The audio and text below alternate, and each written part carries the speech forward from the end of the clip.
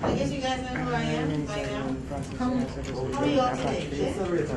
Sun shining outside? No bombs exploding? No Taliban? You can still wear me tight jeans and high heel shoes?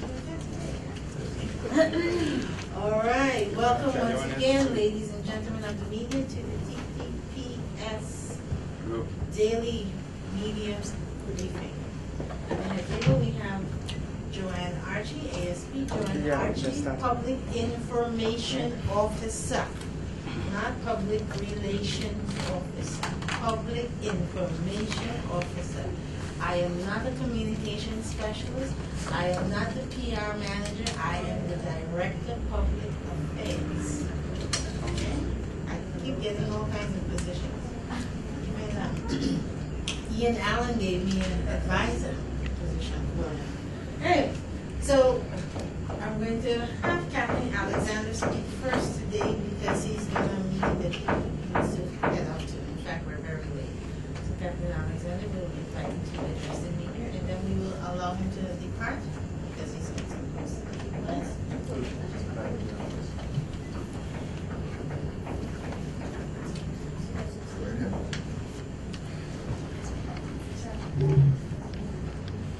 Okay, we will slide your mic.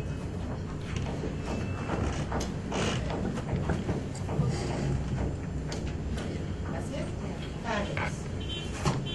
Over the last 48 hours, the Defense Force conducted a total of 43 mobile patrols in several areas of Trinidad and Tobago, including areas within the Sawa-Laventil Regional Corporation, Diego Martin Regional Corporation, the Borough of Arima, the cities of Port of Spain and San Fernando, along with Chaguanas, Moruga, Mayaro, Valencia, Scarborough, and the Storby areas. This was supported by 23 maritime and 3 aerial patrols in and around the coastline of Trinidad and Tobago. In terms of arrests and seizures, 1 3-day military pack similar to those used by the Army was seized in the Carapo area yesterday. 10 persons were searched, however, nothing else was found. Thank you. And please allow Ms. Captain Alexander to depart. You wanted to answer anything? Do you have any questions? Any questions? Yes, Captain, just wondering one time, again, the concern of soldiers not being seen. I know you come here and you tell us that you all do mobile patrols, maritime patrols, and aerial patrols, but again, the public is complaining that you all are not being seen enough as opposed to when the SOE had now been implemented. And further to that, on Monday, you appealed for persons to turn in all military or camouflage clothing that they may have in their possession. But a question put to you after was, persons turning in this voluntarily, would they be penalized? Because persons are also asking that. Well, can you shed some light on that, please? All right. Firstly, with regard to our patrols go out every day, and I can assure you that we have at least 3 patrols within curfew hours in the curfew restricted areas as well as outside of the curfew restricted areas. Those patrols have begun when the SOE started, and they continue to occur. Regarding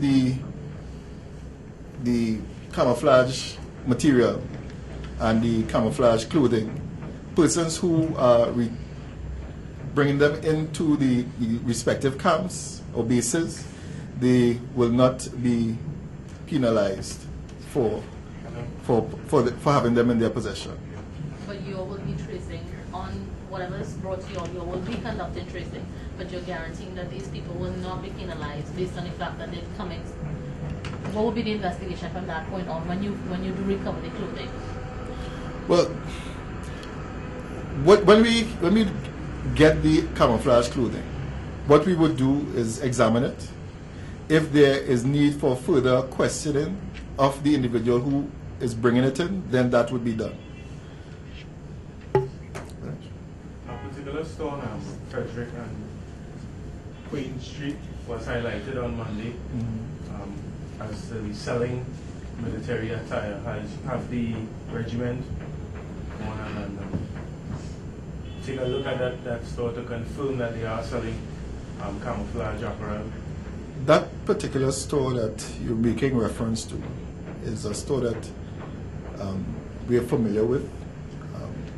We have checked. We know that the person sells military type gear. However, to my best of my knowledge, they do not sell camouflage or anything resembling that worn by the Trinidad and Tobago Defense Force. However, if the public does have information of that store or any other store selling camouflage or importing camouflage, please use our 800 numbers, the 800 8833, the 800 0700, or the 800 699 to share whatever information you will have pertaining to that issue.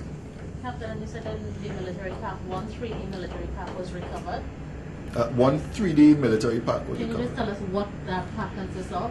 No, it was an empty pack, yes, but it's worn on our as part of our military kit.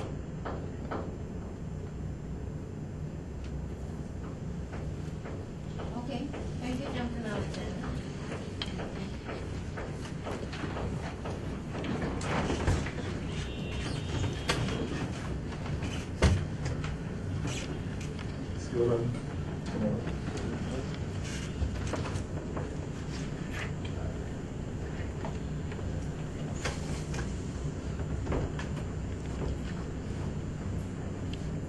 Good morning, ladies and gentlemen, again.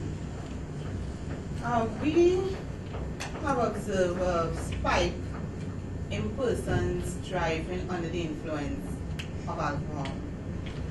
Last week, the Commissioner of Police participated in an international road safety conference, which was held in Port of Spain, and revealed some alarming statistics on the number of deaths which have resulted from road traffic fatalities. The total road traffic fatality for 2010 was 206. According to the Trinidad and Tobago Police Service mobile unit, the current figure for 2011 stands at 160. For the corresponding period last year, the figure was 134. We stress that road traffic fatalities can be prevented. We appeal to the motoring public to please, we implore you, do not drink and drive. If you think you need to drink, please don't drive. Almost every day we are holding on an average 20 to 25 persons and charging them for driving under the influence. This is an alarming number, and we are gravely concerned at this trend. It is within your power. Do not drink and drive. We have some updates on the arrest of persons under the anti-gang legislation. We have observed a number of comments in the general public that we are no longer arresting persons or detaining persons under the anti-gang legislation. We report today that over the weekend, 4 persons were held in the Eastern Division, and consideration is being given to have them prosecuted under the anti-gang legislation. We are working to ensure that sufficient evidence is obtained for a sustained charge to be brought. The work of the police continues unabated, both before, during, and after the state of emergency. The police remain firm to its mandate. Yesterday, a question was asked regarding the number of complaints we have received since the state of emergency. My information from the Police Complaints Authority is that there were 15 cases reported by civilians and 7 investigations initiated by that authority. Yesterday, we provided the public with avenues which they can utilize if they believe they have been treated unjustly by members of the police service. Persons can bring their complaint to any police station of the TTPS, and their information will be taken and sent to the complaints unit within the organization as well. The public can also utilize the police complaints authority if they prefer to have an independent body investigate their reports. Rest assured that we have a robust internal system which investigates and take appropriate action against officers who breach our use of force policy. On Tuesday, the 27th of September, between the hours of 4:30 a.m. and 8 a.m., an exercise was conducted in the Western Division by members of the Tactical Unit. Officers visited Mahogany Trace where search was conducted and a homemade 12-gauge shotgun containing 2 rounds of 12-gauge cartridges were found. No one was arrested in that incident. You also would have asked a question concerning the diesel found at Steelers. Our information is that the Customs and Excise officials are conducting investigations. They have interviewed several persons, and the process continues. As soon as we have update on that, we will inform you. With respect to our daily statistics that we provide for you,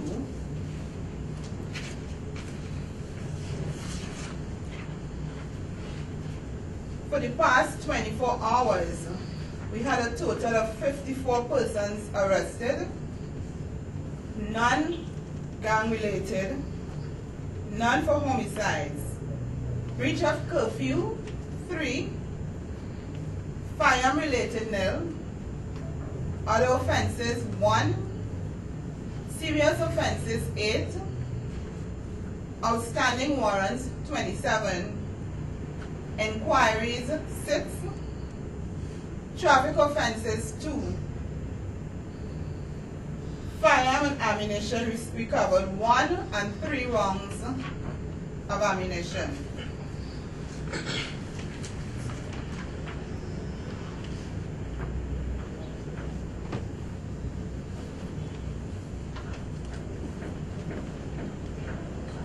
Total arrested since the state of emergency, we have 3,261.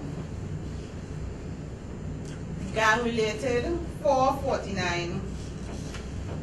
Drug offenses, 618.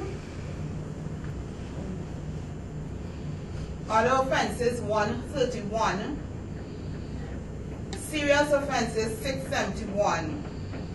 And as I go along, with respect to the drug offenses, those persons who were charged and taken before the court, we have no information. We are yet to work on that, on how many of those persons may have been granted bail, having appeared before the court, how many persons may have been pleaded guilty and given fines. So we would need to go further into that. The other offenses, 131 persons were charged, all those persons were charged and taken before the court. And again, those persons were granted bail. Some of them, again, would have pleaded guilty, and some of them may have been, well, dealt with by the court. Serious offenses, 671. All persons charged and taken before the court. Again, we do not have the figures how many would have been released by the court or placed on bail, as the case may be. Homicide investigations, there were 56 persons detained. However, 12 of those persons were charged. There are 4 persons still detained, the rest released. Breach of curfew, 170. And again, those 170 persons would have appeared before the court and dealt with. Inquiries, we had 343 given, all released. Traffic offenses, 641. And I must comment with respect to these traffic offenses, we are speaking about traffic offenses detected in addition to tickets issued, a total number of traffic detections. Excuse me. Ammunition, 12,328 with 28 magazines. Firearms seized, 111. 40 persons were charged out of that 111. Outstanding warrants, 823. Out of those outstanding warrants, again, persons would have appeared before the court. There were persons who may have paid fines, persons who, some of these warrants may have been time allowed commitment warrants where they would have failed to pay and they may have been kept in custody. Persons who may, first instance warrants, which would have been considered charged, that those persons may have been released on bail. So we have to go further into the statistics to give you a breakdown of how many persons who were arrested on warrants and who were allowed to, or released on bail, or who were unable to secure bail. So we would have a total figure of persons who are still in the prison system.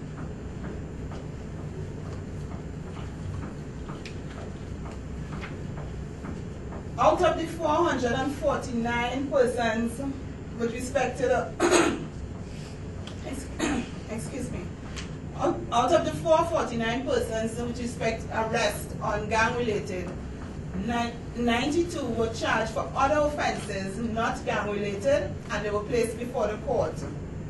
It is difficult to say at this time whether they were granted bail on those matters or if they are still in custody. To date, 236 persons were charged for gang-related offenses.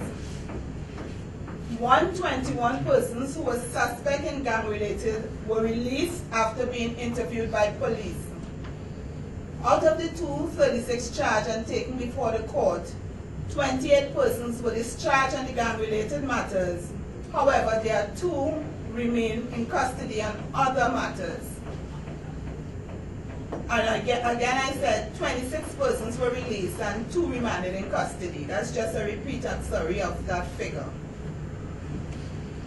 The Commissioner of Police thanks the public for their patience, cooperation, and assistance during the state of emergency. All of the protective services are working exceptionally well together, utilizing a collaborative approach to bring the perpetrators of crime and the criminal elements to justice. I remind the law-abiding citizens that they need not fear. The activities of the police are aimed at those persons who are intent on breaking the law. We continue to invite members of the national community to partner with us by sharing information to our hotline numbers, and I repeat,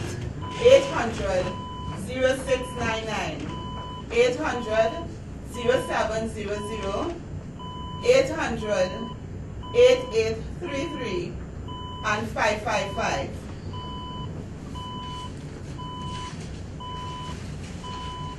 We're open the floor for questions. Ms. Archer, regarding the complaints, can you tell us what is the nature of the complaint?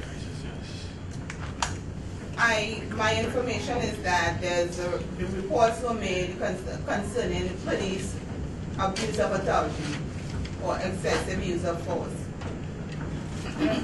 Yes, that's what the information I have.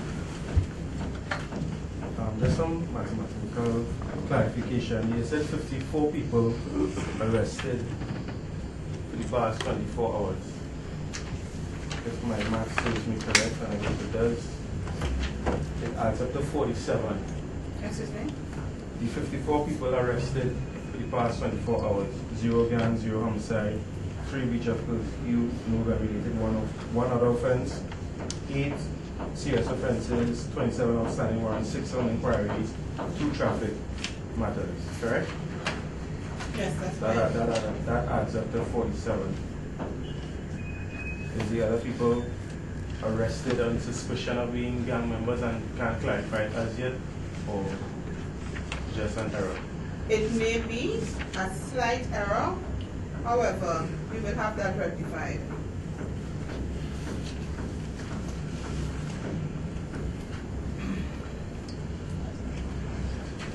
Mr. Howard. Hi, how police going to deal with the pools of fishermen since their trade is affected by the coastal curfew?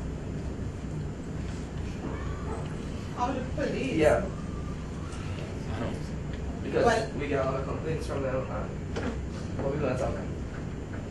Well, I think the Coast Guard is dealing with those issues, those maritime issues, and I would advise, as Commander Archer, who was here a few days ago, he assured persons, the fishermen, and he guided them as to how they can conduct their business. So I would advise that they seek discussions with the Coast Guard on those issues. We expect the Coast Guard to be here tomorrow so that we can probably address your question. Ms. Atri, I'm not sure if you will be able to answer the question or not, but there is some talk that perhaps the authorities higher than you may be considering bringing back the 9 to 5 curfew. I know that the National Security Council will meet today and they will also make a statement following that, but do you all have any information on that matter, whether or not, following the crime situation still that's happening, whether or not that might be a consideration? Well, we would be awaiting as well the outcome of the meeting to know how we move forward from here. So I can't comment.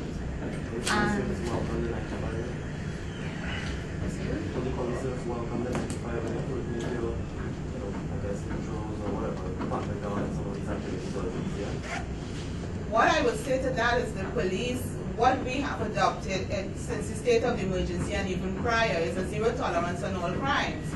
So that the state of emergency would have given us wider powers to deal with certain issues. However, we remain committed to what we are doing, whether in the state of emergency or out of the state of emergency. So our work continues. And Mr. Sang, this, I'm not sure how to dictate of you, but I know that yesterday you had spoken on the issue. The update on the Point Lisa's marijuana hall, in which you said that the Jamaican authorities are in the country, they're also working with our agencies here.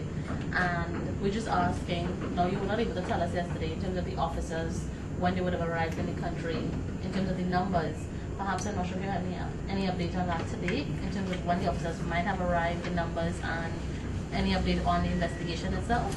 Well, I read in the paper that they have since departed. They finished the work. I know they were here over the weekend. They were here since last week.